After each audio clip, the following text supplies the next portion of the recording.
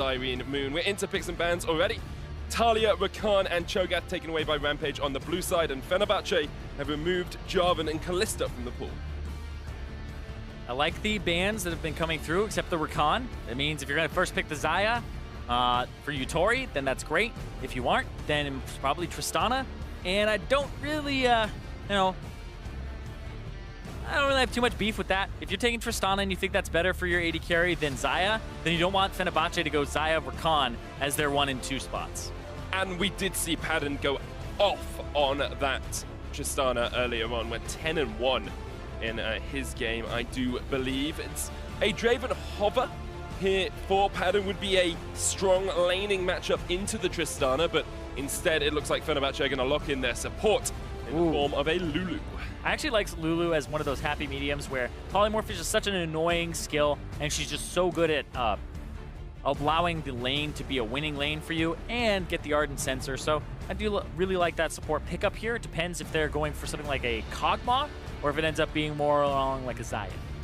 Looks like it's once again going to be Gragas for Crash in the jungle, giving him something that's relatively safe, relatively easy to coordinate with the team. We did see him struggle a couple of times with explosive casts early on in their game against Hong Kong Attitude. Rampage now probably going to go towards their support and their jungler for these next 2 picks. Yeah, the jungler gets locked in. It's the Rek'Sai here with the Sejuani Jarvan banned away and the Gragas taken early on.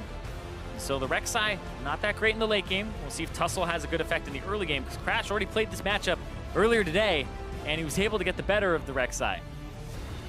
Eventually. It was a very long, drawn-out process against Godquai and the Hong Kong Attitude squad. I feel like when the Rek'Sai doesn't get to do much early game, and then it hits mid game, and she doesn't even have the flash multi-person knock-up anymore. She'll knock up the closest person to her center, and then everybody else gets pushed away. So I just feel like Rek'Sai, post 25 minutes, if it's not full AD and it hasn't been putting in work, it's a pretty bad champion to have on the roster compared to other junglers you could have, like the Gragas. And it feels like 1907 Fenerbahçe are going completely against this idea that Crash is purely an early game jungler, because he's got the Gragas. They're playing a late game bottom lane in the form of Lulu and Kog'Maw as well, something that scales up really well, and not really going for these early priority picks that perhaps we expected them to. Yeah, the Lulu was interesting. Didn't think that was too much contested. I do like the Gragas, because Gragas is considered the #1 counter to Kog'Maw, where you can put him in a different place and separate his supports from him, and Kog'Maws will usually play a little bit further forward. So I do like those pickups for 1907 Fenerbahçe right off the bat.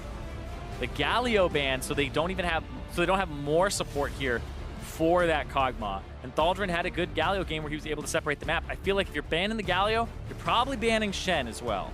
Would definitely make a lot of sense. You want less protection on that AD carry. Fenerbahçe putting a lot of eggs in the Padden basket, whereas Rampage have a more rounded team composition for the time being.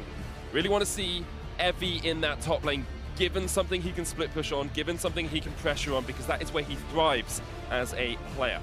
Yeah, he is very popular in that Camille. 3 games on it in his summer season with a pretty good win rate, 2 and 3. There's the Shen ban, making sure they don't have that protection for the Kog'Maw, which once the Lulu was locked in, you can kind of see coming. Maokai does give you a lot of protection as well, a lot of zone control with that ultimate. Get the kittens out and make them chase down your opposition. Rampage looking towards mid and top for their final 2 picks. I'm going to see any interesting decisions out from them here. It really depends. You can go for something more aggressive like the Gnar and try to win that lane in the top side, especially with all these tanks banned away. I feel like that's what they're looking for here. And when you have that Corki, Fenerbahçe can go for Syndra, LeBlanc. There's a lot that's left up here. If they wanted to really hard counter it too, you go Kassadin, but then your wave clear is awful. We'll see what Rampage pick in the top lane, because it's been so far the most important one. Looks like it might be the Gnar that you predicted. Gives Evie a lane that he can win as well, which is so vital for Rampage. A lot of their wins do come off the fact that Evie is strong in those 1v1 matchups on the top side of the Rift. Yeah, now I want to see wave clear from 1907 Fenerbahçe. The Syndra is what I would think would come through. Beats the Corki early, loses a little bit later when Trinity Force Hexdrinker are in. And there we go. You're on form, Zyrene. Great predictions throughout the end of that draft. Any predictions for me on how these compositions are going to match up against each other? Fenerbahçe have a winning mid early, losing top, losing bot. except for the Lulu, will be able to actually provide pressure. So this is one that flips later, but I do feel like the Kog'Maw and the Lulu should be able to push in the Tristana and the Alistar. But Rampage have the more aggressive jungler, so watch for what Tussle does early against Crash, and then Rampage just have superior split push come late game. Tussle hasn't always been an early game jungler as well. Very low proximity early on with his team, not great at utilizing these early junglers, but is good at being involved in kills when they do happen for the Rampage lineup. Rampage, of course, coming off a loss earlier on. Really want to step up their game. They were almost perfect game by Hong Kong Attitude. Only a fountain dive at the end, actually giving a kill across towards the Rampage lineup. And they haven't really tasted defeat at all this season. They only lost to Detonation's Focus Me in the LJL. That's true. It's always been the LJL back and forth at the top. Detonation, Focus Me, Rampage. Every single finals keeps coming down to those two teams, the ones that have imported, that have worked on their rosters. But remember, for Rampage, they were the representatives for the LJL for Japan at MSI. They fell short, and they already started off on the wrong foot here at the 2017 World Championship. They need to pick themselves up, take down Fenerbahçe, and then you have Group D with 1-1 for every team coming into day 2. Three-way tiebreakers. I love a good draw. I am from EU after all. 1-on-1 scores are exactly my cup of tea. Seeped for about 5 minutes or so if you want to get that perfect brew on. And what Rampage are looking to do is come back from that almost perfect game earlier on. We have seen teams come back from poor performances in game 1. Young Generation, a prime example of it. Rampage will be trying to match their opponents from across the pond. Yeah, I feel like the Vedius curse might have gotten to them. No. It's awful. It is dire. Fnatic suffered. Rampage has suffered. Who is next? There's something about that man that screams Welsh Wizard to me. You know, he's thin, he probably lives off moss. He has that makes all of these predictions. He's got dragon fire in his eyes. God, he's Daenerys Targaryen, eat your heart out. I was about to say, he's like Caius Ligarius from Julius Caesar. He's got that lean, hungry look to him. True, you are true. Rampage have a very hungry look to them, as well as they are hungry for their first victory in Wuhan and of Worlds 2017. 1907 Fenerbahçe trying to secure their spot at the top of that group. A surprise to some, an expectation for many others. Lots of analysts were coming into this tournament saying Fenerbahçe are the wildcard team to watch. Yes, especially from being from the Turkish region up against a team like Supermassive, and then having somebody like Faldrin that people are very familiar with, and then bringing in imports like Frozen and Move. Overall, Fenerbahçe were in a region that historically has a good reputation in international tournaments, getting in through the play-in parts, but now in the emerging regions, they seem to be one of those ones that are near the top. But remember, it was the 3rd seed from the LMS, the Hong Kong Attitude, and it wasn't something that was a completely convincing game. I think the biggest takeaways from that are that Fenerbahçe ward pretty well. And still like to see more, but they ward pretty well, and that they also know what to do with their compositions and what to do against the enemy. So I want to see them handle the split push, and I want to see what they do with this Kog'Maw and the Lulu come late game. Something they do extremely well as well is when they have a gold lead, they hold on to it. They never give up. You're very unlikely to come back from behind against Fenerbahçe. Well, remember, they were up against Hong Kong Attitude, and Hong Kong Attitude was in the lead about 1,000, 2,000 gold the whole time. And then at the very end, when Fenerbahçe got a slight gold lead, they ran away with it and won the game. They did. Incredibly good at snowballing, and incredibly good at relying on their top laner as well. Thaldrin, a stalwart for this team, a veteran, and their captain as well. Has been around the block a few times in international competition. See how he is able to match up into Evi, especially since you've got a jungler who... Crash is a very reliable jungler and a very good jungler, but you wonder how much synergy he's had time to develop with this Fenerbahçe lineup, because when you're in a losing matchup in the bottom lane and in the top lane, your jungler really needs to be there to help relieve the pressure, help push out the lane. We'll have to see how Crash is able to do that in this early game. He's actually done the exact same route that he did in the first game, where he went through his jungle, went to the enemy jungle, was like, they didn't do Gromp, and then wards it up, and then looks towards that top side. Ward is placed at the right timing by Evi. So Rampage, aware of Crash's jungle pathing, he's going to go to Krugs now, get himself a juicy 10 CS, as much as rock people can be juicy, of course. It's like getting blood from a stone. Taking Krugs takes you an age on those junglers. Where's your main point of focus in this early games, Irene? As an analyst, as someone who likes to break down the game, where are you looking and saying, this is what I want to see, this is what I'm interested in? I'm always watching junglers. As a jungler myself, I'm always watching junglers, especially the one that has the more aggressive champion, like Tussle. It's really just on this guy, what can he do? Is he able to walk around wards and be informed by his team? Because right now, Crash backs, gets himself Hunter's Potion, and also gets himself the upgrade for the trackers, and that's really just what he has to do. If you can protect this Kog'Maw Lulu and also keep your top lane safe, then I feel like you've done your job as the jungler that's in the less aggressive matchup. And as I was doing research on Tussle before, I actually found it very interesting to look at his early jungle stats and how he prioritizes his jungling and his laning, because actually he doesn't tend to spend that much time around his team. 34.2% of the early game is spent in proximity with his teammates. It's a very low number. And he doesn't get that many kills early on as well. Yeah. Kills and assists at 15 minutes is 1.31. That's the lowest of any play-in jungler. However, this time he's adapted. Frozen knocks him back, Crash around the corner. Tussle is going to get knocked up with the body slam and has to flash away to keep himself safe. I don't feel like he had to flash there with Frozen having no mana, but he just does it to be completely safe, and that's actually way more pressure for Crash, who can keep going in and invading and placing wards now without much fear. And once again, it's Crash coming mid. It's what we saw in game 1. 2 early ganks mid before that 6-minute mark. Here, 1 relatively early one, and again, just coming back round. It's against the Corki as well. Wasn't able to be too effective in game 1, but did give Frozen a little bit of a CS advantage here. Remember, it is a Corki now. Instead of with the cleanse, it's with the teleport. And Patton walks up. He's going to get jumped on. This will be a reset on the rocket jump too, I believe. That's the reset. It is. He's going to jump in again. Patton tries to jump away, gets the help pick shield. And that's Summoner's Burnt for Fenerbahçe in the bottom lane. And that was Patton going too far forward. That's 3 Summoner spells, a chunked out health bar for a single Summoner spell on the side of Rampage. That is a huge win for the Tristana Alistar after going all in. Patton going too far forward? I'm pretty sure I've heard of that story before. Oh man, I like to get that one out of my head real quick and just reset, but he is a large part of this late game here with the Kog'Maw. They just need to keep him afloat. And that's probably where Crash is going to have to be pulled to, because this Summoner Spell advantage, you could flash, pulverize, and then headbutt this Kog'Maw into your team. You have to kind of hover around this area. And those Summoners are going to be down for so long. I mean, Ramune can get the package. You can see Tussle come down here, 4-man dive on a Kog'Maw and a Lulu before they hit level 6 is very effective. Crash has caught out Tussle, though. He's going to try and jump away. And once again, Crash not quite in the exact right spot with that explosive cast. Yeah, that actually probably would have been a kill because the Cinder was coming down from the mid lane, and there's no flash on the Rex side from before, remember? And that's why Crash feels confident to walk into the jungle and ward this up.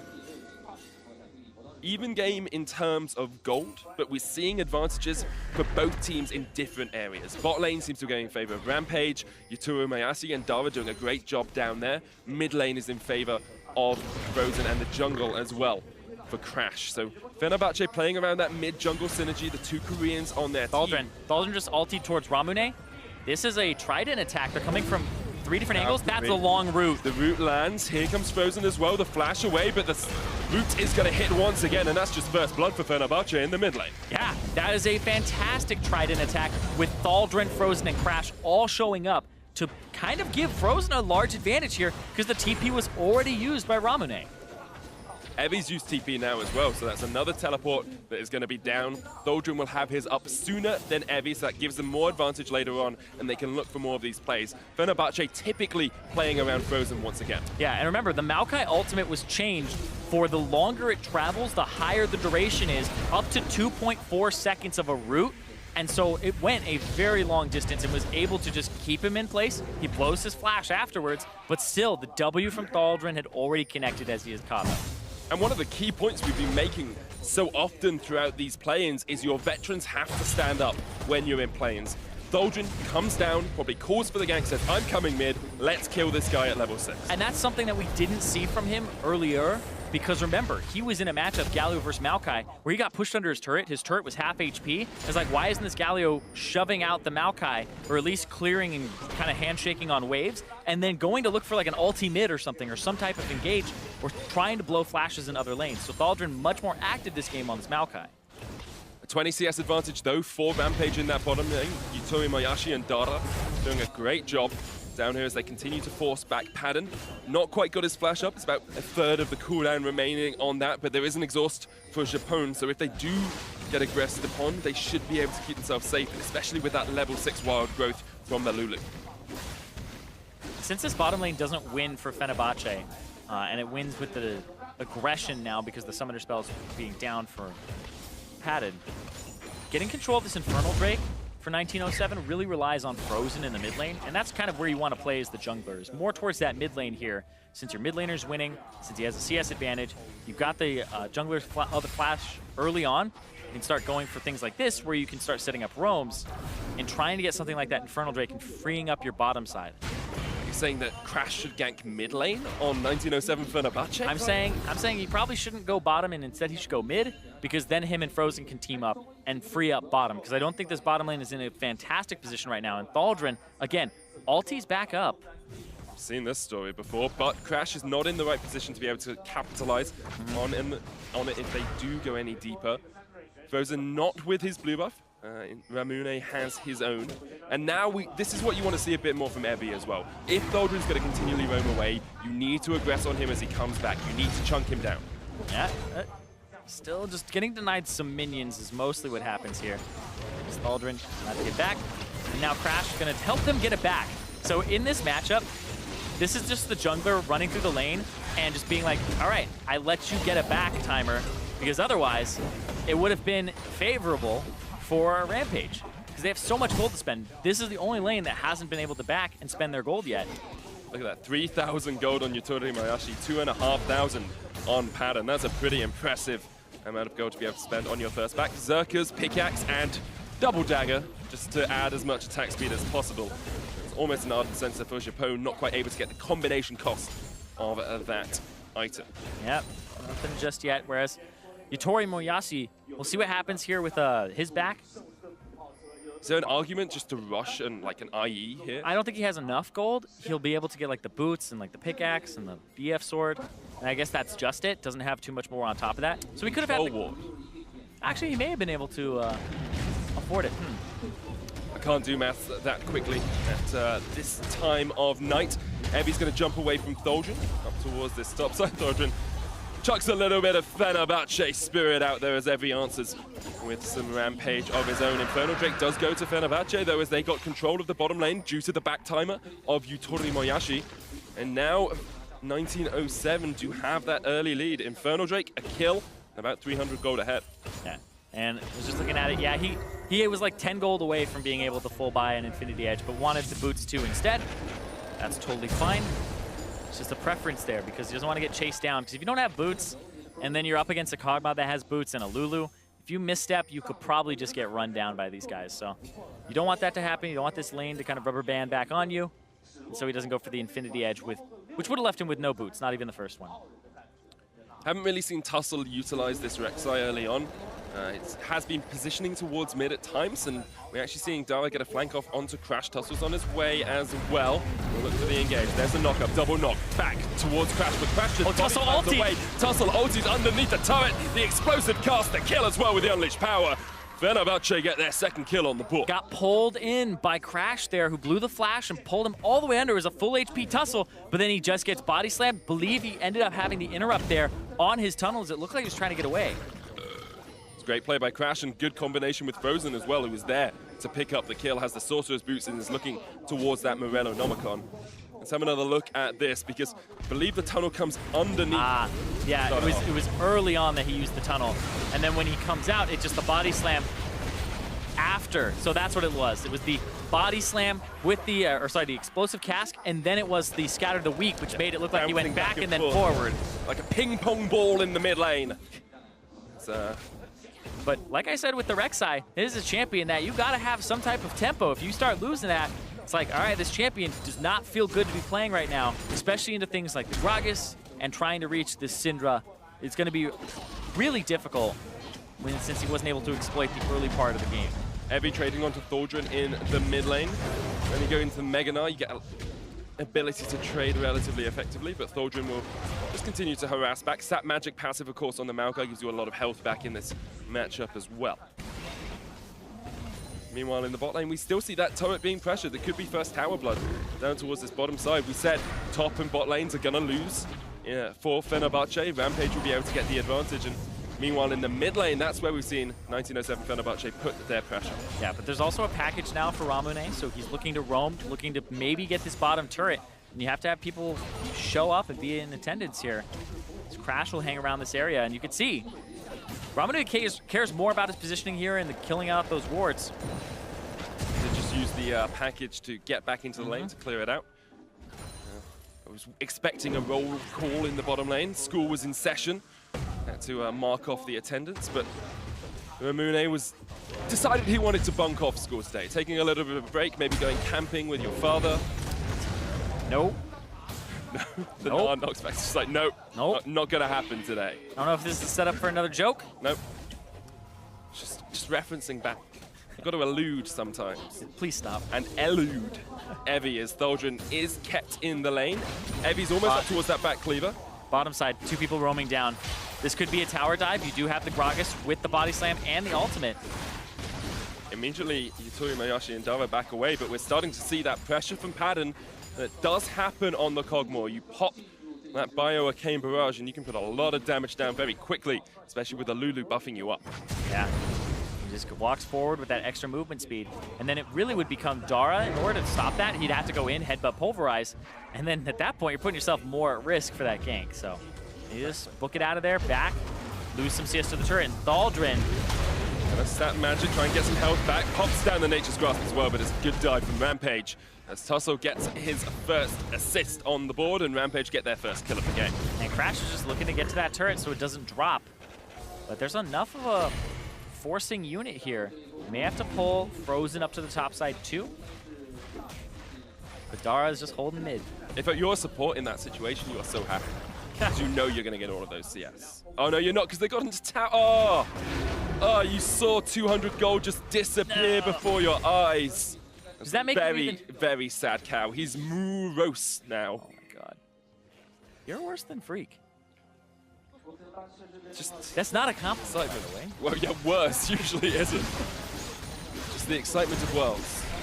It's getting to me, Zyrene. I gotcha. 1,000 gold lead for Fenerbahçe as they continue to get this mid lane pressure. And they've got Ardent Sensor on the Lulu now as well, so Padden is going to be in a strong position. Only 20 CS down at the 17-minute mark after losing out that lane pretty early on. And now they're going to swap it. Because this turret on top side is really low and also the one on bottom, you got to find something that may crack a turret faster, and you may be able to get an advantage. No, actually, they're just going to swap it again, so it looked like some hesitation there. Maybe they thought that because Evie was pushing, I don't know.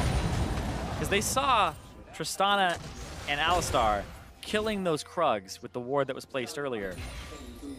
So I guess they just answer here, and it might have been a call from Crash that, hey, I'll help you guys out, because he's on this side of the map. Down towards that bottom side, is spotted out by a ward, but he will clear that. Rift Herald has been started by Tussle and Evie. As a dragon up, it's only a cloud. Infernal, of course, picked up earlier by Fenerbahçe. 300 gold between the two teams, very even early on. The scaling advantage seems to be in favor of Fenerbahçe with the Cogmore and the Lulu combo. Yeah, you always have to worry a little bit, though, about what happens with this Gnar in terms of split push and pressure. And then the Tristana, can you reach him? Because this may be a point where you really have to rely on Padden for a lot of that damage. But the front line, like you were saying, it's pretty good for Fenerbahçe. I would definitely say it's easier to execute in the late game for Fenerbahçe. And sometimes that's what these games come down to, is which team can pull off their composition easier. Like, is it just a composition where you run at the enemy? Yes, that can work. Yep. Now we're looking for a turret race. Tussle on top with Evie. They've already dove this guy once. They're trying to get that turret. And meanwhile, bottom, they're just trying to get that damage on it as well. The Tholdren flashed away there. Turret will go down in the top side first, so Rampage gets a little bit extra gold out of that. Still slightly behind, just CS advantages being picked up for Fenerbahçe. Just some extra gold from somewhere. Yeah, more tempo, though, with more members here on the bottom side. And now they have Syndra coming down, too. This will be a 4-on-2. There's so much damage coming out from Padden. 2.2 attack speed at Frozen. 18 minutes. Frozen's going to get onto Yuturi Mayashi, but doesn't have the damage. Stun. The knockback, the heal. He does get the kill. That's the reason he is the person to watch in this team. Frozen comes up big, gets them a tower in the bottom lane, and they're going to keep pushing. They're going to keep going, exactly. They're going to look for this turret, potentially an inhibitor on top of it, because Rek'Sai's in mid, not gonna be able to push that turret. He's thinking about it, he wasn't back in there. He's throwing down Rift Herald, that's what it is he's trying to get that turret back. And nope, they're gonna back off after that, because they need to go answer. I'm having flashbacks to the last game. 20 minutes, almost an inhibitor falling. Join us in 32 minutes as this game will conclude. Tussle is able to get the mid lane tower. Rampage trying to get something back, and that's what you see good teams do. If they know they're losing out on one side of the map, they try and get any advantage they can on the other. But Fenerbahçe, with a great push in bot, secure themselves 3 turrets. Once again, came down to mid lane priority. Frozen had mid lane priority, came down to the bottom side, and then he was able to make that play happen and get those 2 kills. Whereas Thaldrin here, no pushed it flat mid. for him. Tussle's on the chase, but he does manage to heal knock away the sap magic, but there's the Gnar into the wall. Evie gets a kill for himself. It's 2 for Rampage overall, but Evie is just getting absolutely shredded by Padden. The engage from Krass. Rampage have to flash away, and Fenerbahçe are in the driver's seat in this game. And now they have a little bit more pressure on this mid lane. Padden has been able to pick up a good amount of CS. He's only 10 down now, and with people are backing here, this might be another turret for Fenerbahçe. 4 towers at the 20-minute mark. This is much quicker from them. Liking the acceleration they have. We said it earlier on, when they get ahead, they don't let go. And that's exactly what we're seeing from 1907 Fenerbahçe. Yeah, they just play around mid a little bit better there with Frozen and the early ganks that went his way. And the fact they were able to shut down Ramune allows him to play towards the bottom side and get this dive. You can see here, Crash, really aggressive. That was a great ulti there from Japone to knock up Dara as he was headbutting in. And then Frozen, really since the rocket jump was down, just gets a disgusting combo. Really well played by Frozen as well. That's the reason that he was a mid laner for Longzhu. It's the reason that they wanted to set up a team around him. Thaldrin does get caught out a little bit here, perhaps just pushed up a bit too far. But he lives long enough to pull them in, and then that's what ends up allowing Padden to get this kill back onto Evie, because Evie blows the flash forward after leaping previously, and now you get just run down. Padden with the Ginsu's now has a Runans on top of it. 21 minutes in, you've got an Ardent Sensor, Runans, Ginsu's Kog'Maw. Yeah. That is pretty darn disgusting to face up against. Yeah, and we're talking about things that are disgusting to face up against. Frozen has gone from Morel Nomicon, Sork Shoes, Void Staff. This is typically like a third purchase. You'll usually see like a Leandri's or something, but he's just saying, I want to be able to obliterate people. There's a little bit of MR that's been purchased with the boots and the Hex Drinker. We're just going to try to get in there and blow these guys up. So look at Frozen to try and snowball now that he's acquired this lead. Crash getting forced back by Tussle. Padden gets a little bit of chunk down onto the tower, but not going to be able to finish it yet. Yutori Moyashi on the other side does have an Infinity Edge. Here's Frozen. Tussle goes down to half. Dava, another great wild growth. Japone is showing us exactly how to beat an Alistar on this Lulu. They do lose 1 though, and now we're going to see Rampage continue the chase. Voidooz comes out, slows them up. Rampage will not be able to get anything more out of this. Well, Rampage, no, there's no teleport on the Maokai from before, and this is a 3v5 for a bit until he runs up here. Starting up the Baron, that's questionable. Oh, wait, Frozen took a blast cone. Frozen got caught out. Ramune gets the kill, and now Rampage are right back in this game. 1,000 gold between the 2 teams, and this is where you start up the Baron. Padden and Japone still alive. Exhaust up on the support. Heal, flash on the Kog'Maw as well. And Evie's about to transform. This is exactly where you want to be with the Mega Gnar. I feel like if you can see this, whoa, he smited for HP. They're not actually doing it. They just want to fight. Can't quite get the warp. Here's the Nature's Grasp as well from Thaldrin. Padden with a huge amount of deep, but there's the knockup. Padden still going through. It's a double, it's a triple. He's going to get the quadra as well as the Alistar falls. He's having beef for dinner tonight. They're going to give him the is there, trying to jump across the wall. Thaldrin with the chase. Padden can't quite get it. The knockdown onto Ramune. There's the root. There's the Penta. Kog'Maw for Fenerbahçe. If you're going to remember anything about Padden, erase the brain. Put this in there. That pentakill, 3v5 in the Baron Pit. Thaldrin with the glorious Nature's Grasp. That is what you want to see from a team captain. Superb play by Fenerbahçe. Japone as well, so instrumental on that Lulu pick. And this is why people tout them as the best in Group D. This is why they're looking to go 2-0 today. And they just have such a lead now after that. That was Frozen dropping the ball, getting caught after the blast cone. And even before that, the catch on Crash. So this was able to remedy all of that and put it back in Fenerbahçe's favor when there were some misplays there. But this was disgusting. This was Frozen. Yeah, the blast cone, that's a mistake. They're able to pick him up. Crash is already dead. 3v5, you start this up, but Thaldrin had already started walking up. His teleport, I believe, was not up at this point. It does appear at the bottom, but I don't believe it was. So he walks up, but his placement here of the ultimate, and the fact he keeps his distance, he casts it now, and it starts going. And then everybody says, all right, time to go up, but the range on it, as they turn the corner, as they're almost there at padded, he's kiting back perfectly, and when the headbutt pulverize from Dara comes in, the slam from Thaldrin stops it, and that ends up being a fantastic pentakill here from Padden. They give him Padden the stats. They Japoned the enemy team there. They took that penta at the end. And personally, I doubted Padden and Japone. They're now pushing forward this inhibitor in the mid lane. Look at the damage in that last fight. 6,500 on a Kog'Maw. That is dirty, dirty stuff from Fenerbahçe as they look to close out this game. A 9,000 gold lead, 25 minutes in. This is more dominant than we saw Fnatic. This is more dominant than we saw Team WE. This is Fenerbahçe. Something that we missed during the replay is Frozen was able to destroy Evi, and that's what allowed them to push up that mid lane without much contest. Just incredible stuff all around. Rampage wondering where their lead went, wondering where their early game went, wondering where their Tristana went. She's facing up against a 7-0-0 Kog'Maw. Yeah, a full item up, by the way. Now he has the most gold in the game, and he has 3,000 gold more than anybody on the side of Rampage. I love this build as well. I really like getting the Frozen Mallet when you're this far ahead, because you get that extra tankiness. If someone gets onto you, you just shred through them and they're not going to kill you quickly. Exactly. How do you lose this game? Padden dies. How do you stop that? Frozen Mallet. So I like it here. Some people go for the wit's end, but he just wanted this to kite back.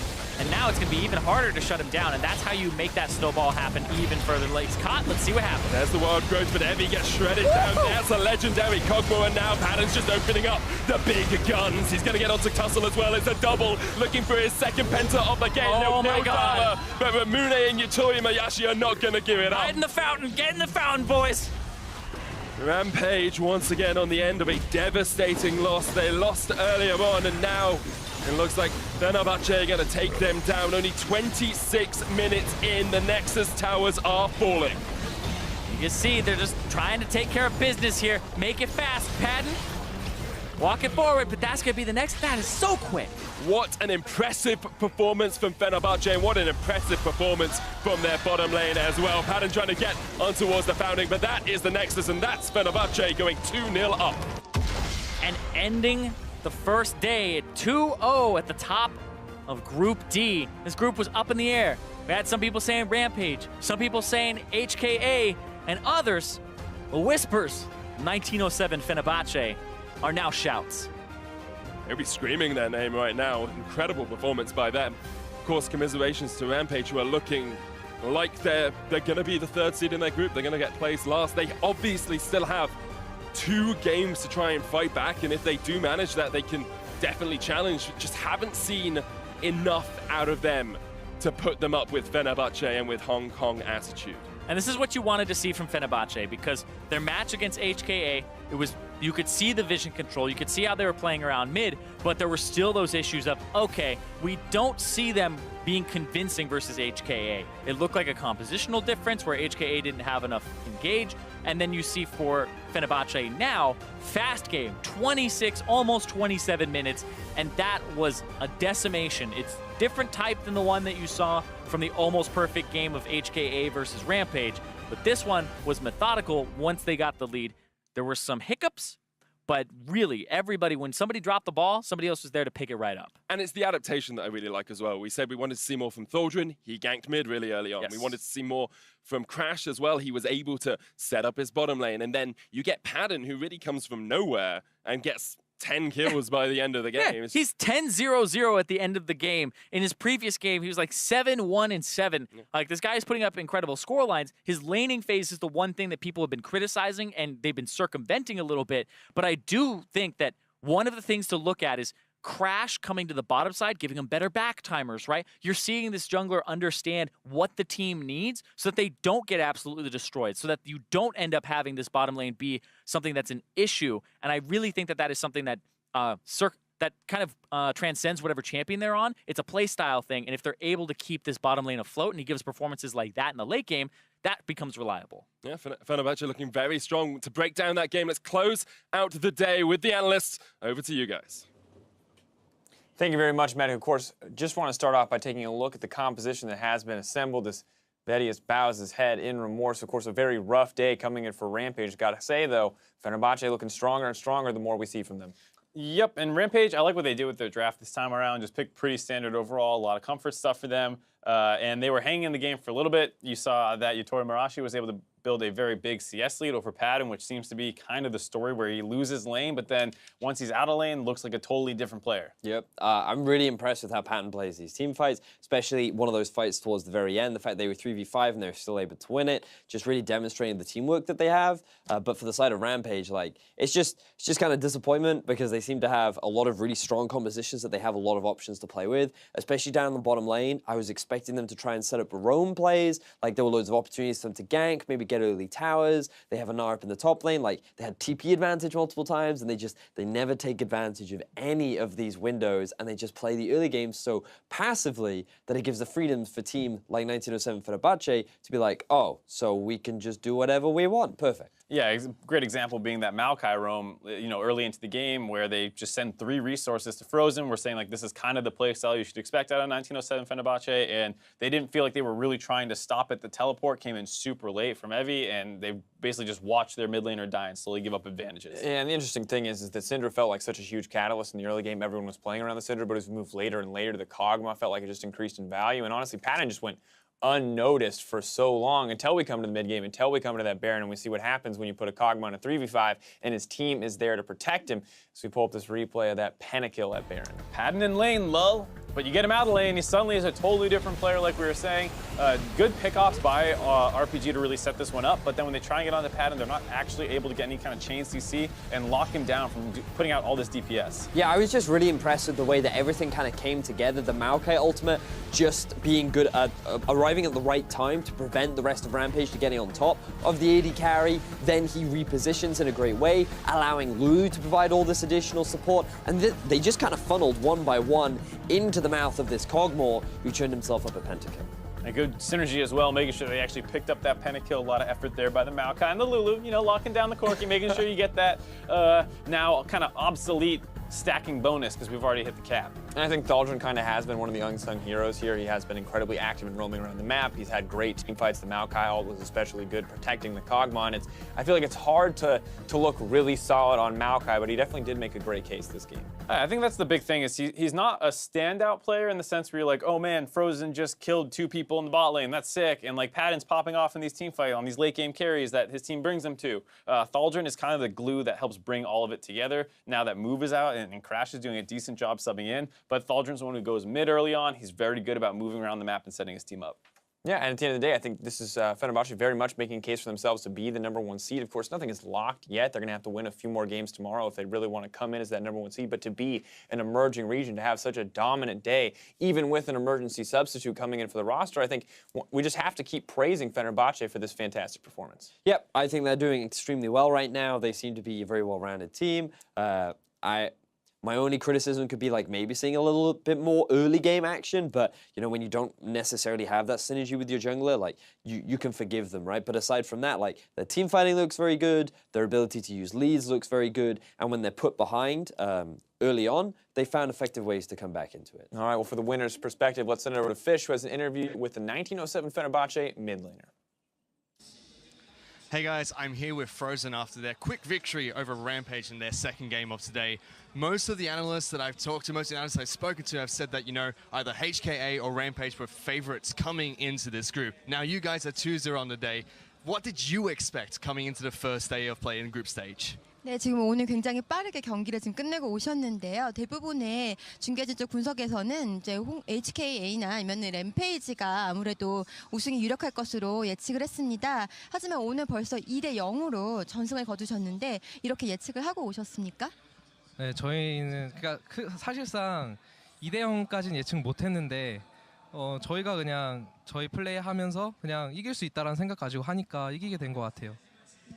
Okay, no, not really. We didn't really expect to win now 2-0 today, but we just did our play and we believed that we could win, and that's what led us to the victory. Well, that's great to hear. On top of that, you know, that game was much different from the first one against HKA. Much faster, much cleaner. You guys got a pentakill to a lot more team fights. Tell me a bit more about the game plan coming into game number 2 against Rampage. 네, 그러면 처음에 홍콩 애티튜드와는 정말 다른 경기를 방금 전에 선보이셨는데요. 지금 굉장히 더 빠르고 정확했고 펜타킬도 나왔고 또 한타도 많이 나왔습니다. 어떤 계획을 가지고 게임에 임하셨는지요? 일단 사실상 저희 이제 플레이 스타일이 있는데 사실 저희가 연습을 이틀밖에 못했어요. 이틀밖에 못하고 왔는데 저희가 이제 첫 번째 경기 하면서 저희가 이제 팀워크가 점점 맞기 시작하더라고요. 왜냐면 저희가 정글러를 바꿨거든요. 대회 이틀 전에. 그래서 좀 그냥 가면서 그냥 서로 맞아간 것 같아요. 그래서 조합도 사실 저희가 저희 리그 TBF 결승 준비할 때 준비해뒀던 전략들이 많은데 그걸 지금 하나씩 쓰고 있는 것 같아요. Well, actually, we have our play style, but we had to change our jungler just 2 days before the game. So we had only a couple of days to practice and create this new teamwork. So on the first game, we came up with some strategies and ways to better our teamwork. And actually, we had some strategies set up prior to coming to Worlds regarding our team composition. And we're actually actualizing that one by one. Well, it's good to see because even though he was, you know, coming in last minute to Worlds, he was already able to get a smite steal in game 1, performed very well. Now, I just want to know, coming into day 2, you guys are 2-0. How are you guys going to plan to go up against your rematch against HKA as well as Rampage? 네, 그렇다면 지금 교체된 지 이틀밖에 되지 않았는데도 처음부터 이렇게 강타를 스틸하는 등 정말 굉장히 좋은 경기력을 보여주고 있습니다. 그렇다면 이제 내일도 홍콩 애티튜드와 램페이지를 맞서서 경기를 하게 될 텐데 내일은 어떻게 예상하고 계십니까? 사실상 아까 얘기해 드렸듯이 이제 게임을 하면 할수록 저희가 팀워크가 점점 맞춰가고 있는 것 같아요. 저희는 지금 연습한다는 생각으로 대회에 임하고 있거든요. 그래서 아마 내일은 더 좋은 경기력이 나오지 않을까 하는데 혹시 모르죠. 오늘 컨디션이 다 좋아서 이렇게 된 걸 수도 아니면은 그냥 이게 저희 실력일 수도 내일 가봐야 알 것 같아요. Okay, like I told you earlier, actually we're getting better with our teamwork as we play on game by game. So we're actually thinking that we're kind of practicing today. So maybe we'll get better tomorrow and show you better performance. Or maybe we were just lucky and we had better condition today. Or maybe it is our true performance and true capabilities. We'll see that tomorrow. Well, hopefully it's the form and the practice pays off tomorrow and you guys were able to pick up the 4-0. Congratulations on today. Best of luck tomorrow. We're going to send it back to you guys. I love that answer coming in from Frozen. That's a creative approach to answering questions. Maybe it's that. Hey, I'll like, say one of everything. Look, it could be A, B, or C. I'll leave it up to you to decide what you think is the actual answer. But of course, once again, a well-earned victory. But as we close out the day, let's take a look at the standings. Of course, in Group C, Fnatic end the day in first place with Chaos Latin Gamers behind them at 1-1. And despite going toe-to-toe with Fnatic, Young Generation have yet to find a win. Over in Group D, 1907 Fenerbahçe Esport made fans of the Turkish Champion League proud by going 2-0, followed by Hong Kong Attitude from the LMS, and then LJL's Rampage. Now we're going to see who can secure their spot in the play-in knockout stage with our games tomorrow. Things are going to start out with Hong Kong Attitude versus Rampage, followed by Young Generation trying to get their first win of the tournament against Chaos Latin Gamers, with the groups completing their second round robin and playing out any necessary tiebreakers at the end of the day. So, gentlemen, tomorrow, what matches are you most excited for? I mean, I think everyone's eye is going to go for the rematch between HKA and 1907 Fenerbahçe Esports. It feels like one that was very, very close the first time around. And if HKA can take that and both teams continue to beat Rampage, we might be setting ourselves up for a tiebreaker. I think also Western fans are going to be looking at Fnatic versus Young Generation. I don't think they want another sort of risky sort of, oh, this could be dangerous. Game. Yeah, exactly. I think they're looking for a little bit more confidence coming out from the Fnatic. Well, we'll see what they want to bring us tomorrow. Now, for myself, the casters, and the entire live broadcast crew, thanks for watching, and we'll see you tomorrow for the conclusion of the World's Play-In group stage. Good night, and we'll see you then. Now hug me, Mark. Hug me. Roger.